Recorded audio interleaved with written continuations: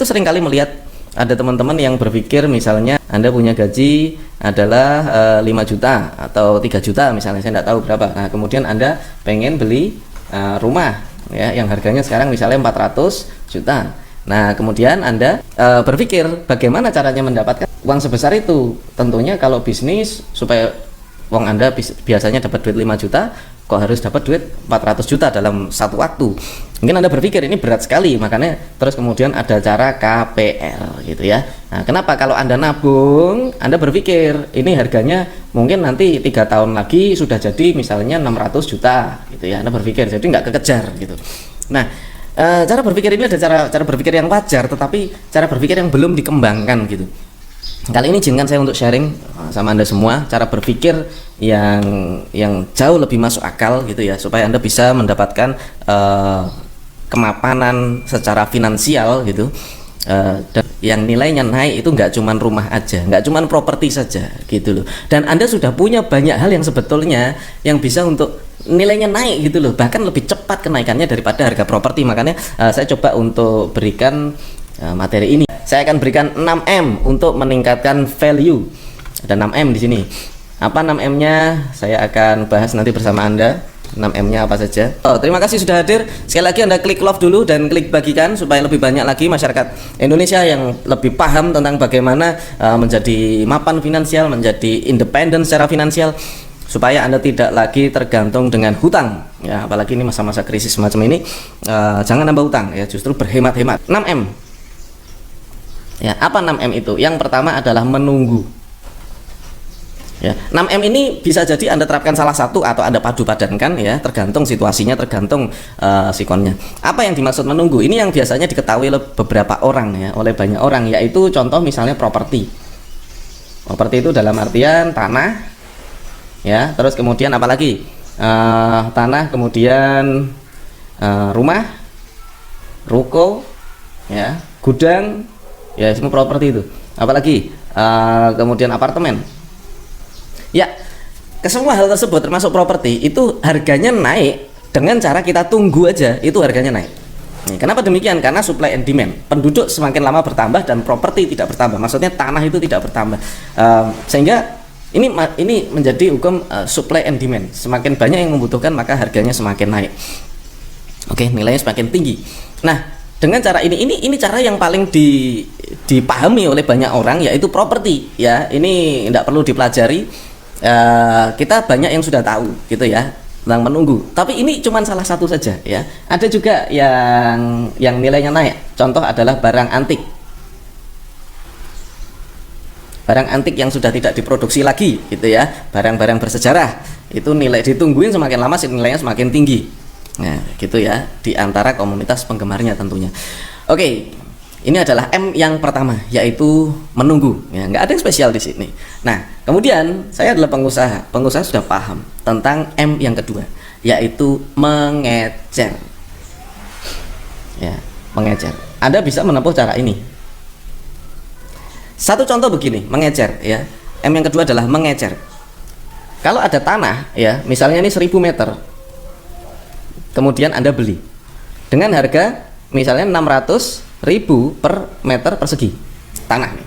Kemudian Anda kapling-kapling tanah tersebut ya, Anda kapling-kapling tanah tersebut menjadi katakanlah 8 kapling yang 200 meter misalnya untuk jalan gitu ya.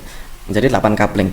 Nah, harga kaplingnya per meternya Anda bisa naikkan menjadi 1 juta atau 1.100.000 atau 1.200.000, 1,2 ya per meter persegi. Saudara sekalian, ini adalah hukum mengecer. Di mana-mana harga eceran selalu lebih tinggi daripada harga kita beli grosir. Di mana-mana sudah tahu seperti itu, dan ini adalah sebuah hukum. Anda bisa menaikkan nilai satu benda dengan cara kita membeli grosir, kita membeli dalam jumlah besar, kemudian kita mengecer dalam jumlah kecil. Ya, pedagang tahu ini semua. So, kita jangan berpikir hanya cuman properti yang harganya bisa naik. Dengan cara ini pun Anda bisa menaikkan nilai satu benda itu langsung beberapa kali, bahkan seketika ketika Anda membelinya ya. Anda misalnya beli satu produk ya dengan harga grosir ya, contoh misalnya Anda beli Klinos dengan harga grosir, misalnya Anda agen tunggal, Anda beli harga 19.000. Ketika Anda beli terus kemudian Anda ecer di luar Jawa bisa dijual harga 50.000. Anda bayangkan lipatannya berapa banyak gitu, lebih dari 2 kali lipat.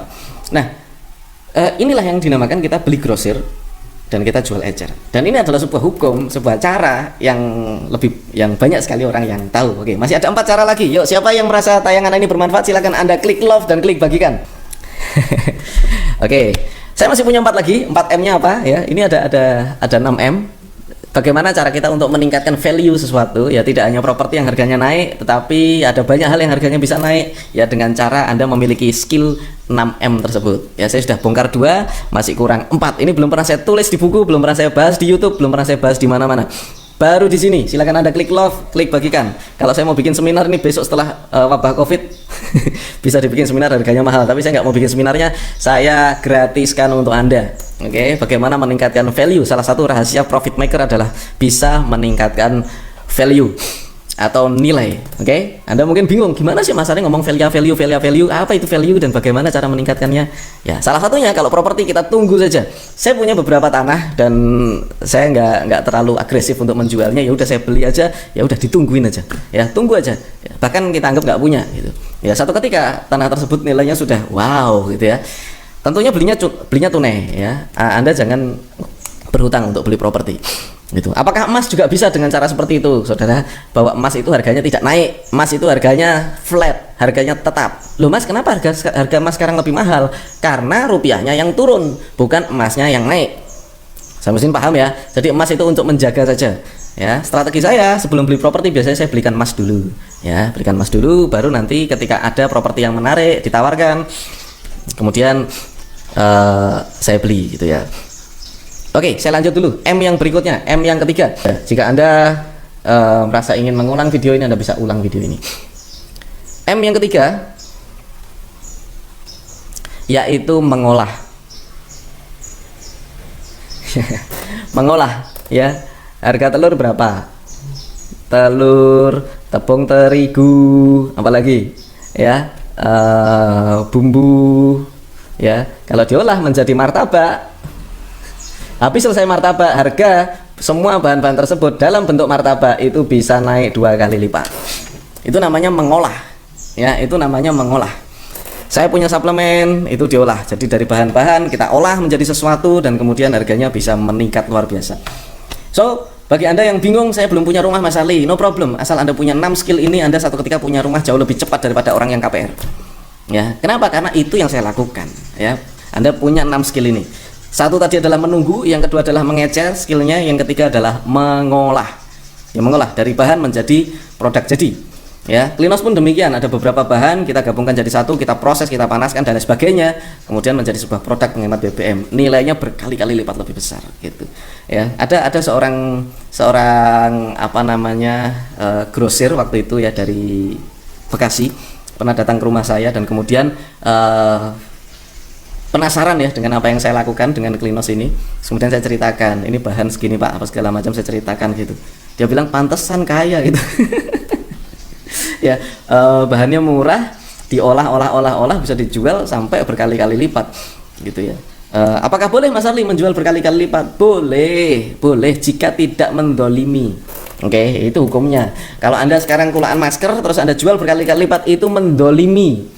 Ya, karena banyak orang yang sangat-sangat membutuhkannya gitu, beda ceritanya gitu. Tapi kalau Anda produksi sesuatu dan kemudian memang bukan barang yang apa istilahnya, barang komoditi ya, barang yang sangat-sangat dibutuhkan saat ini, ya itu tidak ada masalah itu ya, namanya juga produk spesifik, produk manfaat. Oke, ini M yang ketiga yaitu mengolah ya. Siapa yang merasa mendapatkan manfaat silakan Anda komen. Yang merasa mendapatkan manfaat ya dari materi saya, udah 3 ini M. Satu yaitu tadi menunggu, contohnya adalah properti, kita tinggal tunggu aja. Yang kedua adalah mengecer ya, saya contohkan tadi tanah kapling, diecer atau Klinos, Anda ecer, atau produk apapun, ada produk kosmetik, Anda beli grosir jadi agen, terus kemudian Anda jual secara ecer, itu nilainya sudah naik ya. Siapa yang merasa mendapatkan manfaat silakan Anda ketik komentar, saya Mas Ali gitu ya. Yuk. Yang ketiga adalah mengolah. Saya contohkan sederhana adalah penjual martabak, dia mengolah mengolah telur, terigu dan apa bumbu-bumbu dan kemudian dia masak, harganya bisa 2 kali lipat. Ya, contoh lagi mengolah ya. Contoh lagi mengolah. Anda misalnya di pinggir jalan beli kopi saset harganya 1.200. Kemudian Anda seduh, Anda jual 3.000. Ya, penjual di pinggir jalan aja tahu bagaimana meningkatkan value dari sebuah kopi saset. Sebenarnya everything yang Anda temui, segala sesuatu yang Anda temui nilainya bisa naik tergantung bagaimana Anda menyikapinya. Ya, tergantung bagaimana Anda menyikapinya. Gitu. Ini cara-cara ketiga ini yang paling sederhana, menunggu, mengecer, mengolah. Anda bisa padukan jika memungkinkan. Jadi menunggu saya juga pakai ya, dengan cara mengecer saya juga pakai, kemudian mengolah saya juga pakai. Ya, jadi saya hanya mengatakan apa yang saya lakukan. Kemudian yang berikutnya, yang M yang keempat, mungkin Anda sudah menunggu-nunggu ya. Silakan sekali lagi klik love dan klik bagikan. Apa itu M yang keempat? Yuk kita lihat. M yang keempat nih, sambil Anda lockdown diri di rumah belajar ya. M yang keempat adalah mengemas. Ya, mengemas. Ya, Anda bayangkan sebuah produk itu dikemas. Ya. Bahkan di bisnis coaching saya mengajarkan bagaimana cara mengemas sesuatu supaya nilainya bisa naik. Jadi sesuatu itu nilainya naik, nilainya mahal atau tidak mahal, itu orang melihat itu sederhana dari kemasannya. Cukup simpel. Jadi skill mengemas, semakin Anda elegan mengemasnya, maka harganya akan semakin mahal. Meskipun barangnya cuma barang yang sederhana, tapi dikemas dalam sesuatu yang baik, sesuatu yang lebih bagus, maka orang mau membayar lebih mahal. Ya. Nah, kalau Anda makanya saya pernah ngajarin teman-teman untuk istilah repacking. Ya, repacking. Ada seorang kawan, dia berjualan bumbu masakan. Ya, bumbu masakan. Diambil dari Jogja. Ya, ini murid saya bisnis coaching angkatan kedua, angkatan kedua. Nah, orang Boyolali. Ketika itu bilang sama saya, Mas Arli, saya sudah pernah jualan ini, gitu ya. Oke. Terus saya nggak bisa produksi, nggak bisa apa-apa. Saya cuman mau jualan ini. Oke, gini aja Bu, karena bentuknya kan bentuk saset ya. Bentuknya adalah dalam saset gini. Bu, boleh bisa nggak Bu, Anda beli kiloan, ya 1 kg. Ya, bisa nggak Ibu beli kiloan? Oh bisa, gitu ya. Saya tak minta ke pabrik. Akhirnya dia beli kiloan. Kemudian saya minta Ibu tersebut untuk mencari botol. Ya, ketika dia mencari botol, ya maka jadilah sebuah produk. Dan ini dijual 3 kali lipat dari harga aslinya, gitu. Dan lebih laris, ya, dan lebih laris. Ini namanya proses repack. Ya, Anda mau tahu produknya? Ini produknya. Nah, ini ada produknya, Kaldu MSG. Ya, ini repacking sebetulnya dan lebih laris gitu ya. Bahkan sudah cukup populer ya di marketplace. Ini produknya.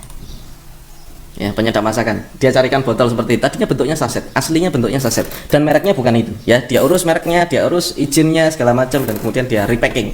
Ya, tapi itu bertahap. Pertama dia repacking dulu, dan kemudian baru dia urus perizinan-perizinannya. Oke, sederhana ya. Jadi bahkan dia bisa mendapatkan puluhan juta per bulannya hanya dari repacking. Mengemas ulang ya, atau mengemas saja itu sudah bisa menambah value atau nilai daripada produk Anda. M yang kelima adalah menambah ya. Anda pernah tahu nggak, ada misalnya sabun cuci ya ditambahin piring. Nah, menambah gini ya, kemarin saya beli teh gratis sendok gitu ya, nilainya bisa lebih ngangkat gitu ya. Dengan menambah sesuatu ya di dalam produk Anda itu bisa meningkatkan nilainya. Saya pernah lihat juga sebuah perumahan ya, sebuah perumahan dia menjual, ada nilai tambahnya. Kenapa? Karena dikasih di lingkungannya adalah ada kolam renangnya, maka nilai rumahnya bisa naik ya 2 kali lipat gitu, karena ada kolam renangnya gitu ya. Jadi ditambahin sesuatu ya supaya harganya bisa meningkat. Tentunya harga tambahannya ini ya di bawah dengan kenaikannya gitu. Tentunya seperti itu. Yang keenam adalah mempopulerkan. Sudah jadi rahasia umum bahwa sebuah barang, sebuah produk semakin dia populer, nilainya semakin naik. Ya, nilai, saya bilang nilai, bukan harga. Ya, nilai. Kalau harga itu terserah Anda mau naikkan harganya atau tidak. Tetapi semakin barang tersebut semakin populer, maka nilainya semakin naik. Gitu. Produk baru itu nilainya rendah. Produk yang sudah lama dipakai, ya sudah terkenal, itu nilainya tinggi. Ya. Tinggal harganya naik apa enggak. Gitu aja. Ya, itu terserah masalah-masalahnya. Jadi nilai sama harga itu berbeda. Ya. Satu contoh misalnya ada sebuah air kemasan yang sangat-sangat terkenal, ya, air kemasan sangat-sangat terkenal. Ya, sebuah air kemasan yang sangat-sangat terkenal, misalnya dijual dengan harga 3.000 per botolnya. Sedangkan produk-produk baru dia cuma jual harga 2.000 ya kan, dengan harga 1.500 dengan isi yang sama. Kenapa yang sudah terkenal itu orang mau beli 3.000? Karena semakin terkenal trust tersebut semakin tinggi. Ya, jadi penting sekali, dan mempopulerkan itu perlu waktu, mempopulerkan juga perlu effort, perlu usaha, ya, perlu dipromosikan dalam jangka waktu yang cukup lama. Jadi kita perlu bersabar. Satu, kita perlu skillnya, yang kedua kita perlu kesabaran dalam mempopulerkan satu produk kita. Jika Anda sudah punya satu produk, Anda ingin lebih populer lagi, maka berfokuslah pada satu produk dan Anda tawarkan terus-menerus, Anda promosikan terus-menerus dengan berbagai media. Jadi saya mempromosikan produk saya, meskipun sudah dikenal, saya tidak berhenti untuk terus memperkenalkan produk saya, gitu ya. Nah ini contoh aja, di sini saya langsung pajang klinosnya kan gitu ya, saya pajang promosi klinosnya gitu. Ini bukan berarti Anda harus membeli atau wajib membeli, tidak, tapi sudah kewajiban saya sebagai seorang profit maker, sebagai penjual, saya harus terus-menerus membawa dan mempromosikan produk saya, gitu. Masalah orang membeli itu urusan belakangan, nggak beli nggak apa-apa, yang penting ilmunya nyampe, Anda dapat manfaat, itu saya sudah seneng, gitu ya. Tetapi boleh dong kenalan sama produk saya bagi Anda yang belum kenal, kan gitu. Intinya semakin kita mempopulerkan produk kita, maka nilainya semakin bertambah. Jadi cara berpikir orang itu gampang. Semua konsumen, ini sebagai penutup ya, semua konsumen itu selalu berpikir seperti ini. Harga itu adalah uang yang harus dikeluarkan.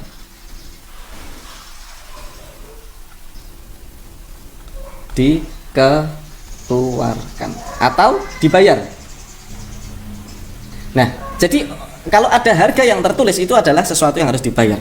Tentunya setiap orang pasti pengen harga lebih murah. Kenapa? Dia ingin, setiap pembeli, dia menginginkan mendapatkan nilai atau value yang lebih besar, karena ini adalah apa yang didapat.